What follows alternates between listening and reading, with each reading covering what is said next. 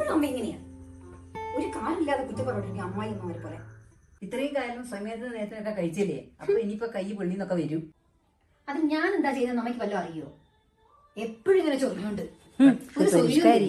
സൽവിട്ടോ, ഞാൻ അങ്ങോട്ട് പോയിട്ടൊന്നുമില്ല, ഒരു സൂര്യല്ല. ഇവിടെ തന്നെ രക്ഷപ്പെട്ടാ മതി. അമ്മേ, ഞാൻ ഇവിടെ വെറുതെ ഇരിക്കണല്ല. എനിക്ക് എത്ര ഫോളോവേഴ്സ് ഉണ്ടെന്നറിയോ? ലക്ഷക്കണക്കിന്. ഓ, നിന്റെ ലക്ഷം കണ്ടല്ലോടെ അരി വാങ്ങുന്നത്. അല്ലെങ്കിൽ ഈ വീട്ടിൽ ആർക്കും എന്നെ കുറിച്ച് ഒരു ധാരണയില്ല. നീ കൊറേ കാലം ഉണ്ടാകുന്ന ഞങ്ങൾക്കറിയാലോ. സംഗതിയൊക്കെ ചെയ്ത് തന്നെ മൊബൈൽ ഇവിടെ വെച്ച് ഡ്രസ്സ് മാറാൻ നോക്ക്.